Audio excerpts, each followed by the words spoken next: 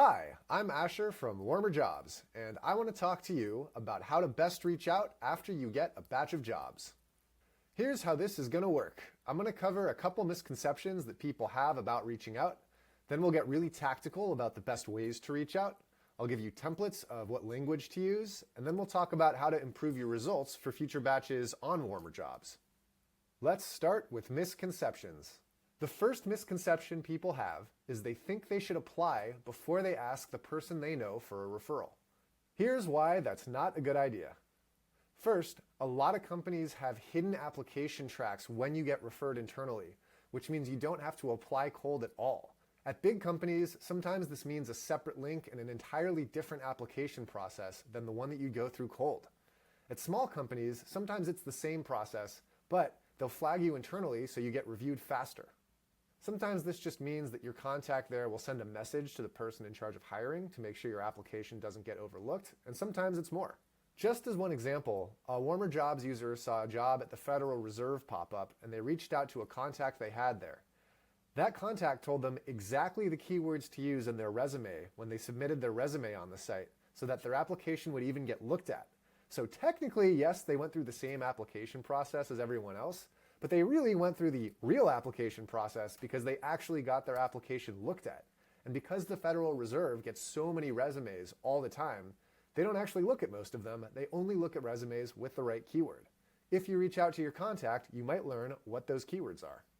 Another reason to ask for the referral first is it gives you a chance to build a relationship with people on the team and the recruiter, which gives them a lot more signal. It means you took an extra step to find the right person at the company who might have shared context with you, and you might be able to have some conversations with the right people at the company before you even apply, which again gives you a better chance of getting flagged to actually get reviewed and get to the interview. Sometimes getting the referral is the only way in. I've talked with dozens of recruiters, and a bunch of them don't even check cold applications because they get so many. They only look at applications of people who got referred because it's such a better signal. If you want some stats around this, referrals make up 10% of applicants, but they make up 40 to 80% of interviews and hires. So you could octuple your chances of getting an interview. A common pushback that I hear from people who apply before they get referred is they're worried their application won't get seen if their contact doesn't see their message. So as a rule of thumb, I recommend you wait 2 days. And after the first couple days, if you still don't hear from someone, it's okay to apply cold and then try to follow up with that person separately. It's true that fresh jobs matter, and so you have to balance that with actually hearing back from the right person. But you also want to keep in mind that that big response drop-off matters most for cold applications. And I've talked with a lot of recruiters who won't look at cold applications after a job post has been up for about a week, but they'll still look at referrals that come in later. And I've seen a lot of cases with companies where the right person actually came in late, but because they were a referral, they got looked at and ended up getting the job. The second misconception is a mental one. A lot of people think that acquaintances and people they don't know don't want to refer them. Imagine you're at your last job, or maybe your current job, and imagine if someone who you knew, not well, but maybe an acquaintance from high school, someone you worked on a project with a long time ago, someone who was on a team you're on, maybe a second or third cousin, asked you for a referral to work at that company. How would you feel? Would you want to help them? Would you feel defensive? Now flip it. This is going to be you, right?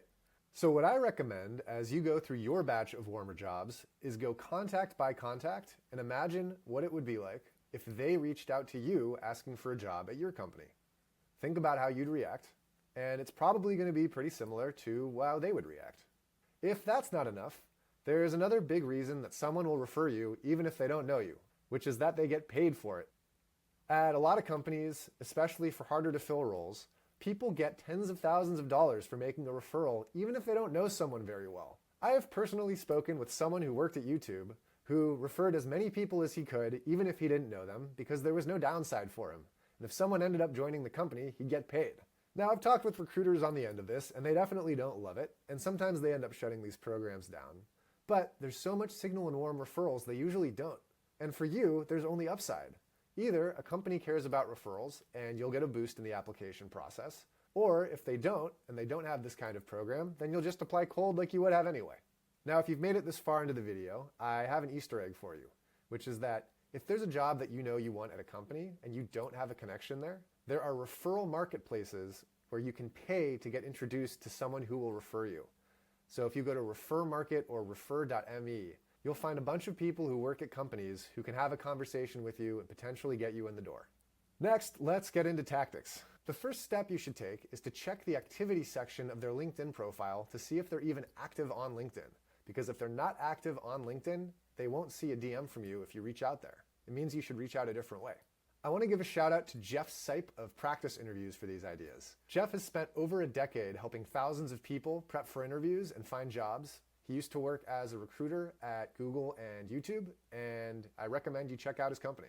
So as an example, if we take Jeff's profile and we look at the activity section, you can see that he's posting all the time. He posted 22 hours ago, he posted a day ago, 2 days ago. He's clearly on LinkedIn and he's someone you could reach out to. Now, most of your connections probably aren't going to be creators like Jeff, and the profile might look a little different. The key is you want to go to the Show All Activity section on their profile, and if they don't have many posts or comments, dig into their reactions. What we're looking for is even a liked post within the last month or two, just to show that they're on LinkedIn and checking it. A lot of people lurk, but they'll still be open to a DM. Next, check the About section of their profile to see if they're open to being reached out to.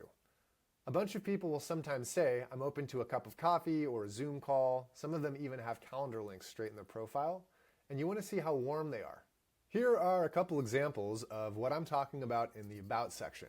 In the top example, you see someone who doesn't want to be reached out to on LinkedIn. Instead, they give you a link to their Twitter and their personal website, which is the way to contact them.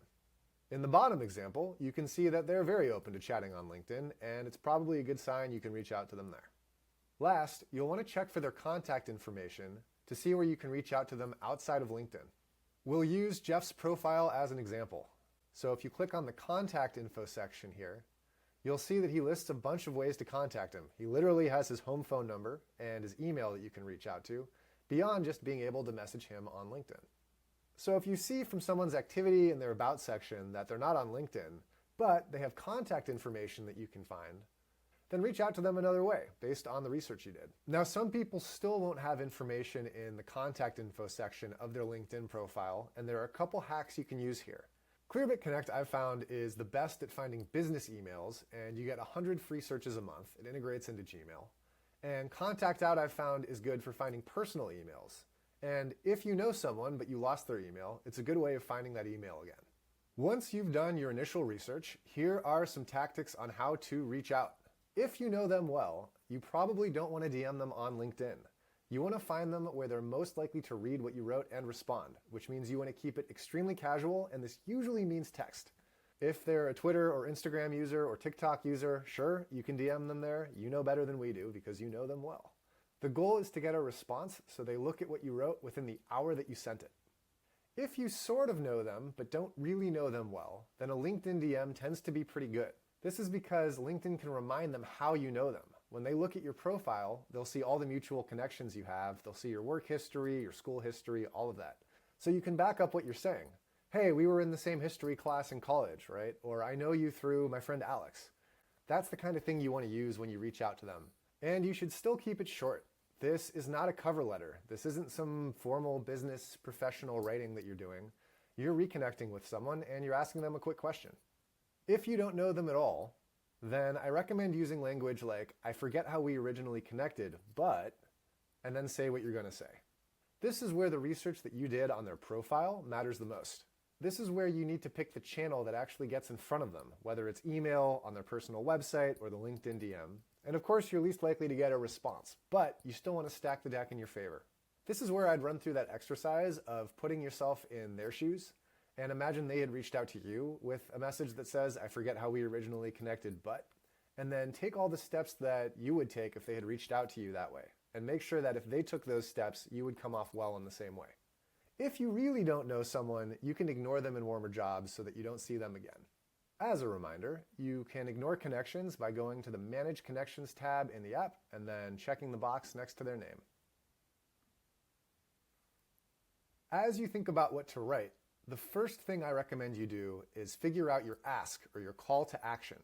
This is usually a question at the end of your message that's going to ask your contact to do something for you.